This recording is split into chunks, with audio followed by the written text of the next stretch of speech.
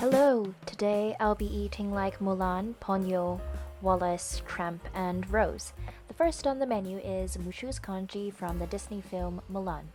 This happens quite early on when Mushu stuffs Mulan some congee as her first day in the army begins.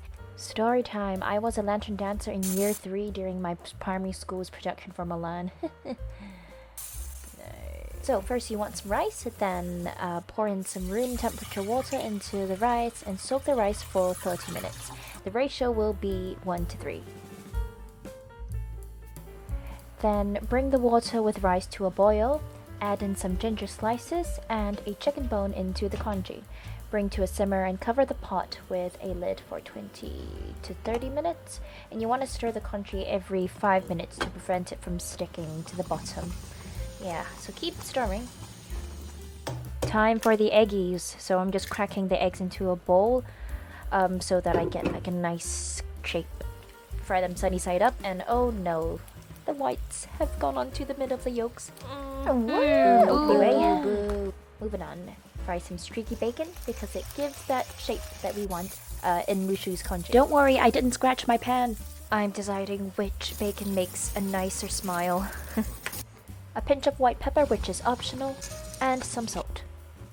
Creamy, and you want to keep stirring. Look at that creaminess. Yeah. Now I'm just completing the face. I can tell it's going to taste good because I had natural chicken broth from the chicken bone. Wow, look at that creaminess. Yeah, this was good. Anyway, for lunch, I'm going to eat Ponyo's noodles. This is me recreating Ponyo's noodles, which he eats with Sosuke in the film. And this film is so cute, and you'll feel the same way as I did. And yes, I do know that Ponyo is Japanese, but I was craving these kimchi ramyun noodles. Feel free to use other Japanese noodles though. Then cook your noodles according to the package's instructions. Also, let me know if you want me to try popular noodles recipes. Halving some smoked ham. And here are some chopped spring onions for the garnish later. Sliced the boiled egg in half, and this is very easy actually. Just assemble everything, and there you go. This is nearly alike, I guess. Taste test time. Cozy, satisfying. 15-minute lunch thing. Give it a go. Next, if you've seen Wallace and Gromit, you'll know that cheese and crackers happen so often throughout the TV show. He always goes, cheese and crackers. Started with some square-shaped crackers. I did some research on the exact cheese that Wallace usually eats, and it's actually Wensleydale Cheese. I've got plain ones and ones that have cranberries added. Right, so now I'm just going to try to cut this cheese to fit the shape of this cracker. Big chunk of cheese here, just how Wallace likes it.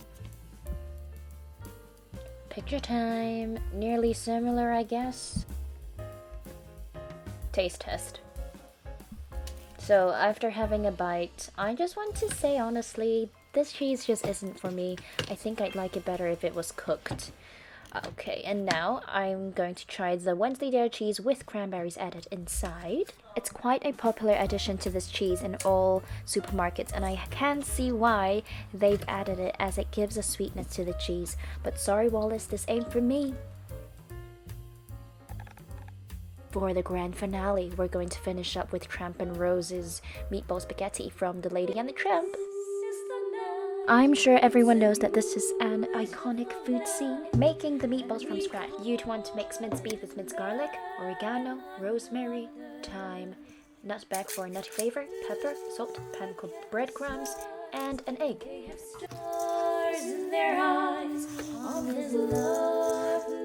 Mix them evenly, and then you want to take about 2 tablespoons to form each meatball. We'll make about 22 meatballs.